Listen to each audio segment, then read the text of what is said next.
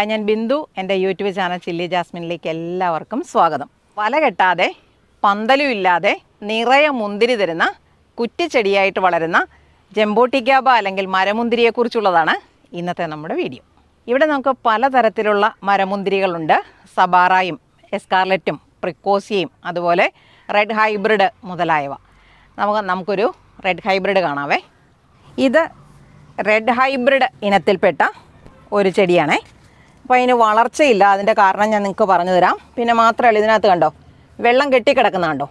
അപ്പം നമുക്ക് ഈ ചെടിയെ ഒന്ന് മാറ്റി നടുകയും കൂടെ ചെയ്യാവേ.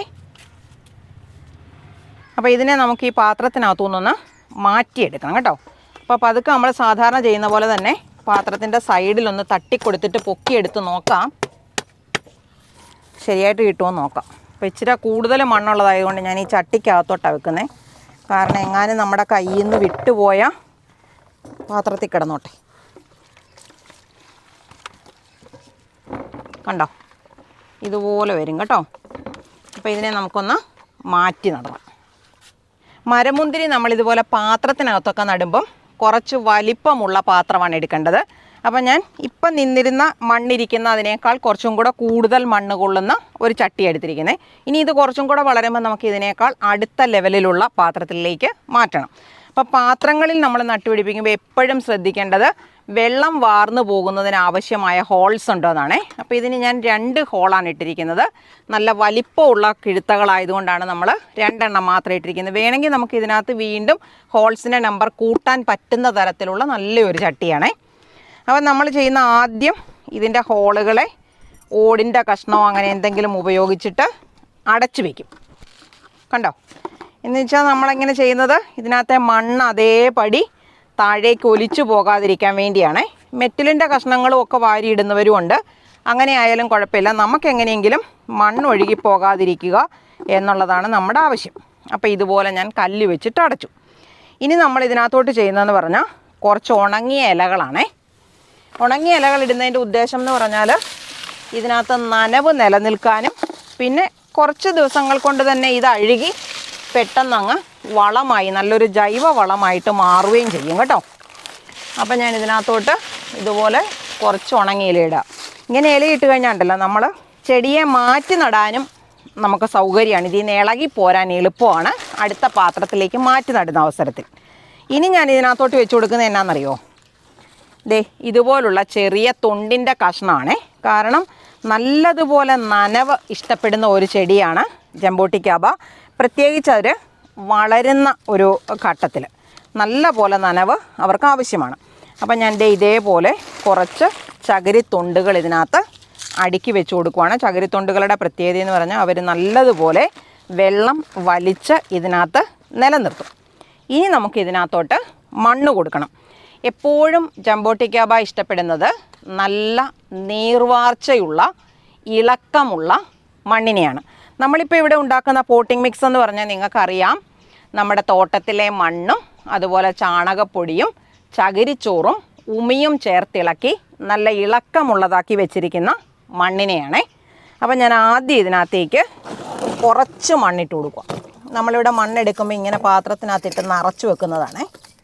കണ്ടോ, കുറച്ച് മണ്ണിനെ നമ്മൾ ഇതിൻ്റെ മുകളിലേക്ക് ഇട്ട് കൊടുക്കും. ഈ മണ്ണ് വെള്ളം വീഴുമ്പം ആ ഇലകളുടെയും തൊണ്ടിൻ്റെയും ഒക്കെ ഇടയിലോട്ട് ഇറങ്ങിപ്പോവുകയും ചെയ്യും. കണ്ടോ, ഒരു ലെയറ് മണ്ണിട്ടു. ഇനി നമ്മൾ ഈ ചട്ടിക്കകത്തോട്ട് ഇളക്കി വെച്ചിരിക്കുന്ന നമ്മുടെ ചെടിയില്ലേ, ആ ചെടിയെ എടുത്ത് അതിൻ്റെ വേര് പോകാതെ ഞാൻ പൊക്കിയെടുക്കണം. അപ്പോൾ കുറച്ച് കളകളൊക്കെ അതിൻ്റെ ചോട്ടി വളർന്നിട്ടുണ്ട്. അവരെക്കൂടെ നമുക്കങ്ങ് മാറ്റിക്കളഞ്ഞേക്കാം. കണ്ടോ, കളകൾ നിന്ന് കഴിഞ്ഞാൽ ചെടിക്ക് എപ്പോഴും വളർച്ച കുറയും കേട്ടോ. അപ്പോൾ കളകളേക്കൂടെ മാറ്റിയിട്ട് വേറെ ഇളകാതെ നമ്മളിത് ഈ മണ്ണിലോട്ട് ഇതിനെ വെച്ചു. കണ്ടോ, ഇങ്ങനെ നമ്മൾ വെച്ച് കൊടുക്കണം. ഇനി ഇതിന് നമ്മൾ ചെയ്തു കൊടുക്കുന്നതെന്ന് പറഞ്ഞാൽ ഈ ചെടിക്ക് വളർച്ച പോരാ, അല്ലെങ്കിൽ വളർച്ച കുറഞ്ഞാണ് നിൽക്കുന്നത്. ഇതിനൊപ്പം നമ്മളിവിടെ മേടിച്ച് വെച്ച ചെടികളൊക്കെ കായ്ച്ചു തുടങ്ങിയിട്ടുണ്ടേ. ഈ ചെടിക്ക് ഞാൻ പറഞ്ഞല്ലോ വളർച്ച കുറഞ്ഞാണ് നിൽക്കുന്നത്. അപ്പം നമുക്ക് ഇതിൻ്റെ ഇലകളിൽ ഇങ്ങനെ നോക്കിയാൽ അറിയാം, 2 ഇനം ഇലകളാണേ. കണ്ടോ, 2 ടൈപ്പ് ഇലകളാണ് കാണുന്നത്. അതിൽ ഇതാണ് റെഡ് ഹൈബ്രിഡ് ഇനത്തിൽപ്പെട്ടത്. അപ്പോൾ സാധാരണ നമ്മുടെ ജംബോട്ടിക്കാബകളെല്ലാം തന്നെ ബഡ് ചെയ്യുന്നതും ഗ്രാഫ്റ്റ് ചെയ്യുന്നതും എല്ലാം നമ്മുടെ പഴയ ഇനം സബാറയിലാണേ.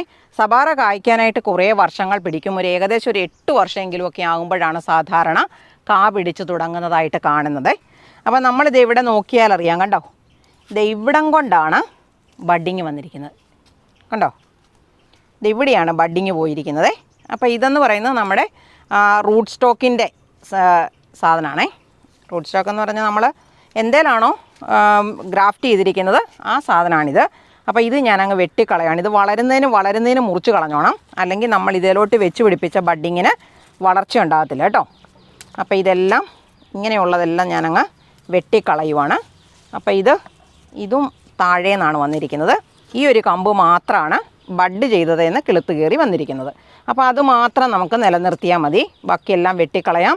ഇനി ചുവട്ടിൽ നിന്ന് കിളുത്ത് വന്നാലും ഇതേപോലെ വെട്ടിക്കളയണം, അല്ലെങ്കിൽ ഗ്രാഫ്റ്റ് ചെയ്തതിന് വളർച്ച കുറഞ്ഞു പോവുമേ. അപ്പം നമ്മളിതിവിടെ ഉറപ്പിച്ച് നിർത്തി നേരെ നിർത്തിക്കോണം. അതിന് ശേഷം ഞാൻ കൊടുക്കുന്നത് ഇത് നമ്മുടെ ചാണകപ്പൊടിയാണ്. വെറും ചാണകപ്പൊടിയാണ്. ഇവർക്ക് നല്ല കമ്പോസ്റ്റ് വളങ്ങളാണ് താല്പര്യം. നമ്മൾ മാസത്തിൽ 1 പ്രാവശ്യമെങ്കിലും വളം കൊടുക്കുന്നത് നല്ലതാണ്. നല്ല പോലെ നമ്മൾ വളവും വെള്ളവും കൊടുത്താലേ ചെടിക്ക് നല്ല വളർച്ചയും അതുപോലെ വിളവും കിട്ടത്തുള്ളൂ. വെള്ളം നമ്മൾ കൊടുക്കുന്നതാണെങ്കിൽ തന്നെ സ്ഥിരമായി നമ്മൾ പതിവായി രാവിലെയും വൈകുന്നേരവും നനയ്ക്കുന്നവരാണെങ്കിൽ അങ്ങനെ നനച്ചു കൊടുക്കണം. അതുപോലെ ചുവട്ടിൽ നനവ് നിലനിർത്തണം. പക്ഷേ ചുവട്ടിൽ വെള്ളം കെട്ടിക്കിടക്കരുത്. നമ്മൾ ഈ ചെടി എടുത്തപ്പോൾ കണ്ടോ പാത്രത്തിനകത്ത് വെള്ളം കെട്ടിക്കിടന്നത്, അതേപോലെ വെള്ളം കെട്ടിക്കിടക്കാൻ പാടില്ല ഒരിക്കലും. ചെടിയുടെ വേരുകൾ അഴുകിപ്പോകും. അങ്ങനെ നമുക്ക് ചെടി തന്നെ നഷ്ടമാകും കേട്ടോ. അപ്പം വെള്ളം കെട്ടിക്കിടക്കാതിരിക്കുക, പക്ഷേ ഇതുപോലെ നനവ് നിലനിർത്തുകയും വേണം. അപ്പോൾ ഇനി ഞാൻ ഇതിൻ്റെ മുകളിലോട്ട് ചെയ്യുന്നത് നമ്മുടെ പോട്ടിംഗ് മിക്സ് തന്നെ ഇട്ട് കൊടുക്കുവാണേ. അത് എന്തുമാത്രമാണോ നമുക്ക് ആവശ്യം അത്രയും നമ്മൾ പോട്ടിംഗ് മിക്സ് ഇട്ട് കൊടുക്കണം. അപ്പോൾ ഇതിനകത്ത് നമ്മൾ ആദ്യം കരിയിലയൊക്കെ ഇട്ടിരിക്കുന്നത് കൊണ്ട് വെള്ളം വീഴുമ്പോൾ ഇതിന് നല്ല ഇരുത്തം വരും. അതുകൊണ്ട് നല്ല ലെവലിൽ തന്നെ നമുക്ക് മണ്ണിട്ട് കൊടുക്കാം കേട്ടോ. ഇച്ചിരി ഞാനൊന്ന് പ്രസ് ചെയ്ത് കൊടുക്കുവാണ്, ഒരു ഇരുത്തം കിട്ടാൻ വേണ്ടിയാണ്. അതുപോലെ നമ്മൾ ചെയ്യേണ്ട മറ്റൊരു കാര്യമാണ്, ഇതിൻ്റെ മുകളിൽ നല്ലതുപോലെ മൾച്ചിങ് കൊടുക്കണം കേട്ടോ. മൾച്ചിങ് കൊടുക്കുമ്പം ചുവട്ടിലെ നനവും തണുപ്പും നിലനിൽക്കാനത് സഹായിക്കും.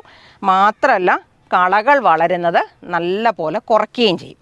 അപ്പോൾ ഞാനിവിടെ സാധാരണയായിട്ട് മൾച്ചിങ്ങിന് ഉപയോഗിക്കുന്നത് ഈ അടിച്ചു വരുന്ന ഇലകളാണേ.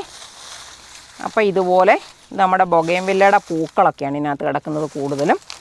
എന്തെങ്കിലും മതി, പച്ചിലകളോ ശീമക്കൊന്നയുടെ ഇലകളോ അങ്ങനെ എന്തെങ്കിലും ഉണ്ടെങ്കിൽ അങ്ങനെയൊക്കെ കൊടുക്കാം. ഇതേപോലെ വെച്ചിട്ട് ഇനിയൊരു പ്രത്യേക കാര്യമുണ്ടേ, നമ്മൾ ഈ ചെമ്പോട്ടിക്കാബേ ഉണ്ടല്ലോ, നല്ലോണം സൂര്യപ്രകാശം കിട്ടുന്ന, അതായത് ഏകദേശം ഒരു 6 മണിക്കൂർ മുതൽ 8 മണിക്കൂർ വരെ സൂര്യപ്രകാശം കിട്ടുന്ന സ്ഥലത്താണ് ഇവർ നന്നായി വളരുകയും നല്ലതുപോലെ വിളവ് തരികയും ചെയ്യുന്നത്.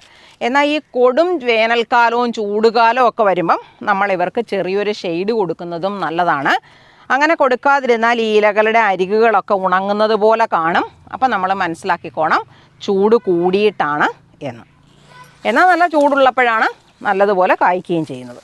അപ്പോൾ നമുക്കിതിനെ നല്ല വെയിൽ കിട്ടുന്നൊരു സ്ഥലത്തോട്ട് മാറ്റി വയ്ക്കാം. വാ, ഈ ചെടിയെ ഈ ചട്ടിക്കകത്ത് ഞാൻ മണ്ണ് നിറച്ച് വെച്ചിരിക്കുന്നതാണ് വേറെ ഏതെങ്കിലും നടാൻ വേണ്ടി. അപ്പോൾ ഇവിടെ നല്ല വെയിൽ കിട്ടുന്ന സ്ഥലമാണ്, അതുകൊണ്ട് ഞാൻ ഈ ചട്ടിക്കകത്തോട്ട് തന്നെ വെച്ചു. ഇനിയിപ്പോൾ നമുക്ക് ഈ ചട്ടിക്കകത്ത് വേറെ സാധനങ്ങൾ വയ്ക്കാറാകുമ്പം അതിനകത്തേക്ക് നമുക്ക് വേറെ നടാം. അതുവരെ ഇതിവിടെ ഇരുന്ന് വളർന്നോട്ടെ. ഇത് നമ്മുടെ കായ്ച്ചു തുടങ്ങിയിരിക്കുന്ന ഒരു മരമുന്തിരിയാണേ. കണ്ടോ, മരമുന്തിരി കായ്ക്കുന്നത് ഇങ്ങനെ തടിയിൽ കൂടെ കമ്പുകളിൽ കൂടെയാണ് കേട്ടോ. കണ്ടോ, ഇങ്ങനെ ചൂട് മുതൽ തന്നെ കായ്ച്ചു തുടങ്ങും. കമ്പ് മുറിച്ചിട്ട് നിങ്ങൾക്ക് കാണിച്ചു തരാം. ഇത് കണ്ടോ, മണ്ണേലോട്ട് പറ്റിയിരിക്കുന്നുണ്ടോ ഒരു കായ, കണ്ടോ. ഇതുപോലെ ചുവട് മുതൽ ഇപ്പം നിങ്ങൾക്ക് നോക്കിയാൽ അറിയാം, ഇത് നിറയെ പൂത്തിട്ടുണ്ട് കണ്ടോ. അവിടെ ഇവിടെയെല്ലാം ചുവട് മുതൽ നിറയെ പൂത്തിരിക്കുകയാണ്. ഇങ്ങനെ ചുവട്ടിലെ ഈ പൂക്കൾ ഇങ്ങനെ വിരിഞ്ഞു കഴിഞ്ഞാൽ ഒരു 25 ദിവസത്തിനുള്ളിൽ നമുക്ക് കാ പറിക്കാനാകുമേ. ഇതൊരു 2 വർഷം പ്രായമായപ്പോൾ തൊട്ട് കായ്ക്കാൻ തുടങ്ങിയൊരു ചെടിയാണ്. ഇത് കണ്ടോ, ചെറിയ കാ കണ്ടോ, കണ്ടോ, ഇതൊരു ചെറിയ കായാണ്. അത് കുറച്ചും കൂടെ വലുതായതാണിത്. അതിൻ്റെ ഏറ്റവും ചെറിയ രൂപമാണിത്. ഇത് കണ്ടോ, ആ മൊട്ട് വിരിഞ്ഞ് കായായി തുടങ്ങിയതാണ്. പിന്നെ ഇത് ഇവിടേക്കൊക്കെ ഉണ്ട്. ഇപ്പം ഞാൻ മാത്രമല്ല വിളവെടുക്കുന്നത്, കിളികളും വിളവെടുക്കും കേട്ടോ. ഇപ്പം 2-3 എണ്ണം ഉള്ളൂ. സാധാരണ നല്ല വലിപ്പത്തിൽ തന്നെ കിട്ടുന്നതാണ്. ഈ വേനലിൻ്റെ ചൂട് കൂടിയിട്ടായിരിക്കാം കണ്ടോ, ഇതുപോലെയുണ്ട്. ഞാൻ നിങ്ങളെ ഇത് ഇവിടെ കാണിച്ചിട്ടുള്ളതാണ്, തിന്നൊക്കെ കാണിച്ചിട്ടുള്ളതാണ്. നല്ല മധുരമുള്ള മുന്തിരി പോലെ തന്നെയാണ്. മാത്രമല്ല നമ്മൾ ഈ മുന്തിരി വാങ്ങിച്ചു കൊണ്ടുവന്ന് ഉപയോഗിക്കാൻ താമസിച്ചു പോയി കഴിഞ്ഞാൽ അതൊരു ചെയ്യാൻ തുടങ്ങുന്ന അവസരത്തിൽ അല്ലെങ്കിൽ ഫെർമെൻറ്റ് ചെയ്യുന്ന അവസരത്തിൽ വരുന്ന ഒരു ആൽക്കഹോളിൻ്റെ പോലത്തെ മണമുണ്ട്. അതെല്ലാം ഒരേപോലെയാണ്. മുന്തിരി അല്ലെന്ന് ഇത് ആരും പറയത്തില്ല. നല്ല വലിപ്പം വരും. ഇതിപ്പോൾ ചെറുതായിട്ടുള്ളതാണ്. പിന്നെ ഇതിൻ്റെ തൊണ്ടിനും ഇത് ഈ കളർ കണ്ടോ, ഈ കളറിലുള്ളതാണെങ്കിൽ ചെറിയൊരു കമർപ്പ് തൊലിക്ക് വരാറുണ്ട്. ഇതിനാണെങ്കിൽ അതും വരത്തില്ല കേട്ടോ. ശരിക്കും മുന്തിരി പോലെ തന്നെയാണ്. കണ്ടോ, ഞാൻ പൊളിച്ചിട്ട് കാണിക്കാം. കണ്ടോ, ഇങ്ങനെ തന്നെയല്ലേ നമ്മൾ മുന്തിരി കാണുന്നത്, അതേപോലെ തന്നെയാണ് കേട്ടോ. നല്ല അതേ മുന്തിരിയുടെ ടേസ്റ്റും മധുരവുമാണ്. ഒട്ടും പുളിയോ കമർപ്പോ ഒന്നുമില്ല. ഇത് പ്രിക്കോസിയ വിഭാഗത്തിൽപ്പെട്ടതാണേ. അതുകൊണ്ട് ഒരു കുരുവുണ്ട് കേട്ടോ.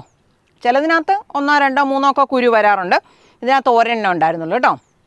ഇത് നമ്മൾ നനവുള്ള മണ്ണിൽ പാകി വെച്ചാൽ ഒരു 2 ആഴ്ച കൊണ്ട് തന്നെ കിളിർത്ത് വരും.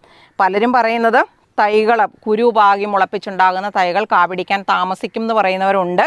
ചിലർ അല്ല എന്ന് പറയുന്നവരുണ്ട്. ഞാൻ പാകി മുളപ്പിച്ചിട്ടില്ല. ഇവിടെ നിൽക്കുന്നത് എല്ലാം തന്നെ ഗ്രാഫ്റ്റഡ് ആണ്. സവാറ മാത്രമാണ് തൈയായിട്ട് കിട്ടിയിരിക്കുന്നത്. അത് പക്ഷേ 4 വർഷം കഴിഞ്ഞിട്ടും കായ്ച്ചിട്ടില്ല. 8 വർഷം എന്നാണ് ആൾക്കാർ പറയുന്നത്. നമുക്ക് നോക്കാം. ഇത് എസ്കാർലറ്റ് വിഭാഗത്തിൽപ്പെട്ടതാണ്. എസ്കാർലറ്റും നേരത്തെ തന്നെ കായ്ക്കുന്നതാണ്. നമ്മളിത് ഇവിടെ നോക്കിയാൽ അറിയാം. കണ്ടോ, ഇതിൻ്റെ ചുവട്ടിൽ നിറയെ പൂക്കളും മുട്ടുകളുമായി തുടങ്ങിയിട്ടുണ്ട്. ഇത് ഇങ്ങനെ മുകളിലോട്ട് കയറി വന്നാൽ കണ്ടോ, ഇതുപോലുള്ള ഭാഗത്തൊക്കെ കണ്ടോ, ഈ കമ്പയിലൊക്കെ നിറയെ പൂക്കളാണ്. ഇതാദ്യമായിട്ട് പൂക്കുന്നതാണ്. അതുകൊണ്ട് ചിലപ്പം ആ പൂക്കൾ കൊഴിഞ്ഞു പോകാനും എല്ലാം കായ്കളായി മാറാതിരിക്കാനും ഒക്കെയുള്ള സാധ്യതയുണ്ട്. പിന്നെ നമ്മൾ ഇവർക്ക് എപ്പോഴും ഉണ്ടല്ലോ, തണ്ടയിലോട്ട് നല്ല വെയിലടിക്കാൻ പാകത്തിന് ഈ ചെറിയ ചെറിയ കമ്പുകളൊക്കെ നമ്മളങ്ങ് പ്രൂൺ ചെയ്ത് കൊടുക്കുന്നതാണ് നല്ലത് കേട്ടോ. നമുക്ക് ചെടിയുടെ ചോട്ടിൽ മൾച്ചിങ്ങിനായിട്ട് ആ കമ്പുകളെ ഉപയോഗിക്കുകയും ചെയ്യാം. കമ്പുകൾ മാറ്റി നട്ടാൽ കിളുക്കുമോ എന്ന് എനിക്കറിയത്തില്ല. മഴക്കാലത്ത് ഞാൻ ഇതിനൊരു ലെയർ ചെയ്ത് കൊടുക്കുന്നുണ്ട്. അപ്പോൾ അറിയാം കായ്ക്കോ ഇല്ലയോ എന്ന്. അപ്പോൾ ഞാൻ ഈ ചെറിയ കമ്പുകളൊക്കെ വെട്ടിമുറിച്ച് ഇതിൻ്റെ ചോട്ടിലോട്ട് ഇട്ടിരിക്കുവാണ്. അപ്പോൾ എസ്കാർലറ്റും നേരത്തെ തന്നെ പൂക്കുകയും കായ്ക്കുകയും ചെയ്യും കേട്ടോ. ഇത് സബാറയുടെ ഇനത്തിൽപ്പെട്ട ഒരു മരമുന്തിരിയാണേ. കണ്ടോ, ഇത്രയും വലുതായിട്ടും ഇതിൽ ഒരു പൂ പോലും ഉണ്ടായിട്ടില്ല. ഏകദേശം 4 വർഷത്തോളം ആയതാണ്. അപ്പോൾ കമ്പൊക്കെ നല്ലോണം മൂത്ത് തുടങ്ങിയിട്ടുണ്ട്. അതുപോലെ ഇത് ചെറിയ ചെറിയ ഇങ്ങനെ മുള്ളു പോലെ ഉണ്ടാകാൻ തുടങ്ങിയിട്ടുണ്ട്. അപ്പോഴാണ് നമ്മൾ മനസ്സിലാക്കേണ്ടത് ഇത് പൂവിടാറായിട്ടുണ്ട്. ഇപ്പോൾ പൂവിട്ട ഉടനെ ഞാൻ നിങ്ങൾക്ക് കാണിച്ചു തരാം. പൂവിട്ട് കായ്ക്കാൻ തുടങ്ങിയാൽ പിന്നെ സ്ഥിരമായിട്ടിങ്ങനെ കായ്കൾ ഉണ്ടായിക്കൊണ്ടിരിക്കും. നമുക്ക് ഇടയ്ക്കിടയ്ക്ക് പറിച്ച് തിന്നാൻ പറ്റും. ഇപ്പോൾ സാധാരണ എല്ലാ വീടുകളിലും തന്നെ നമ്മൾ ഈ ചെടികളും പഴച്ചെടികളും ഒക്കെ വളർത്തുന്നവരുടെ എല്ലാവരുടെയും തന്നെ വീടുകളിൽ മരമുന്തിരി ആയിട്ടുണ്ട്.